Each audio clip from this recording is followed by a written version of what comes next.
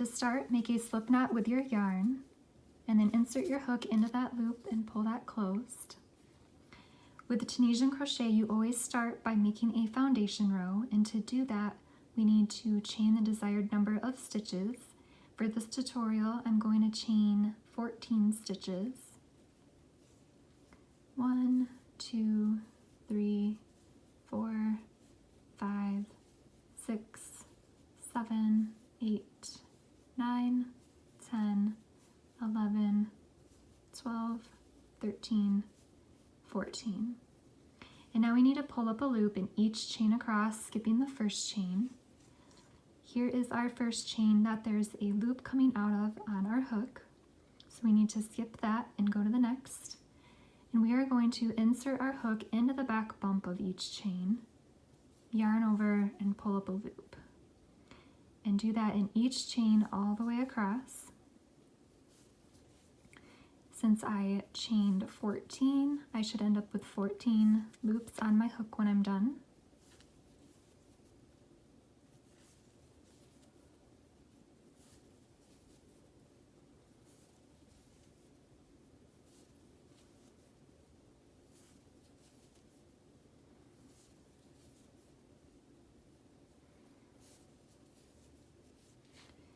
Two, 4, 6, 8, 10, 12, and 14.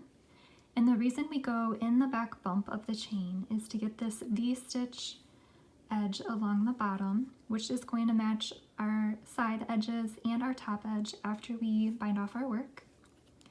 And with Tunisian crochet, you're always facing the right side of your work, and in order to do that, we need to work a return pass to work all these loops off of our hook to get back to the beginning. So to work a return pass, you start by yarning over and pulling through 1, and then you yarn over and pull through 2, and you keep yarning over and pulling through 2 the rest of the way across until you only have 1 loop left on your hook.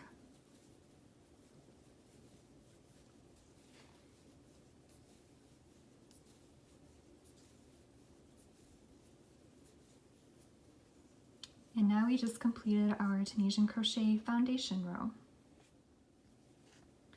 So at the beginning of each row, you already have a loop on your hook, which counts as your first stitch, which is this V-stitch you get on the edge of your work. So we need to go to our second stitch, and we will be working with these vertical bars all the way across to do the Tunisian Simple Stitch. So here is our next stitch. So we need to insert our hook through that, yarn over, and pull up a loop. And that is how you do the Tunisian Simple Stitch. I'll show you that again. Here is our next stitch, our next vertical bar. Insert your hook through that, yarn over, and pull up a loop. Here is our next stitch. Insert your hook through that vertical bar, yarn over, and pull up a loop. And we are just going to repeat that all the way across until we get to our last stitch.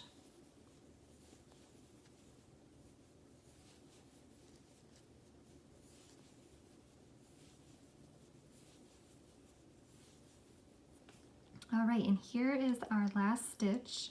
And the last stitch is always worked the same at the end of every row.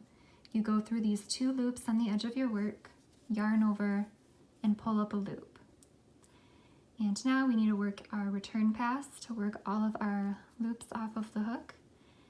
So you start by yarning over and pulling through 1, and then you yarn over and keep pulling through 2 the rest of the way across until we only have 1 loop left on our hook.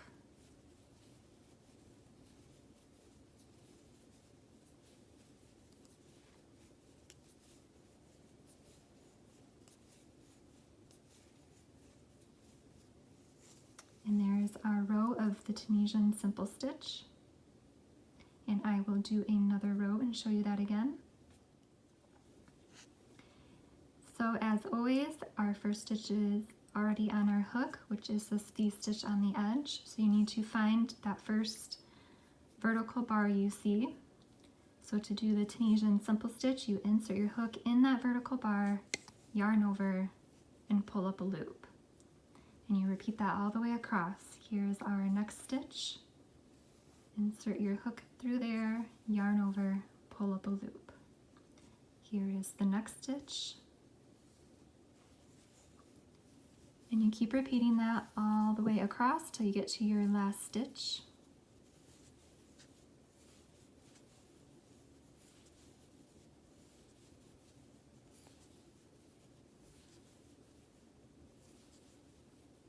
And here is the last stitch, and you always work that by going through the 2 loops at the edge of your work, yarn over and pull up a loop. And then at the end of every row, you work a return pass, so you yarn over and pull through 1, and then yarn over, pull through 2, all the way across till you only have 1 loop left on your hook.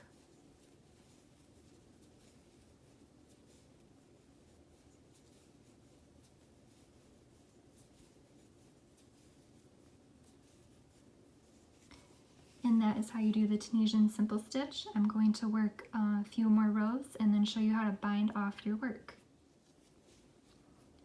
To bind off your work, you need to work your next stitch just like a regular Tunisian Simple Stitch.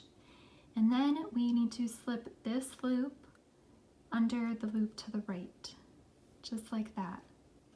And you do that all the way across. So here is our next vertical bar. We are going to work that just like a regular Tunisian Simple Stitch, but then we are going to slip this loop under this loop to the right of it. And I will show you that again. Here is the next stitch along.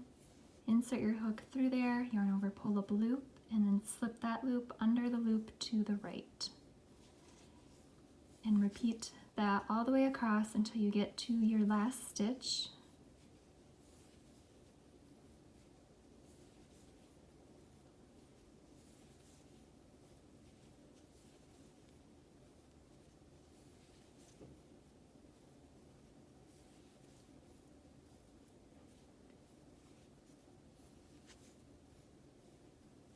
And here is the last stitch, and you still work that by going through the 2 loops on the edge, yarning over, pulling up a loop, and then you just slip that loop under the loop to the right of it. And then you would cut your yarn and weave in your ends.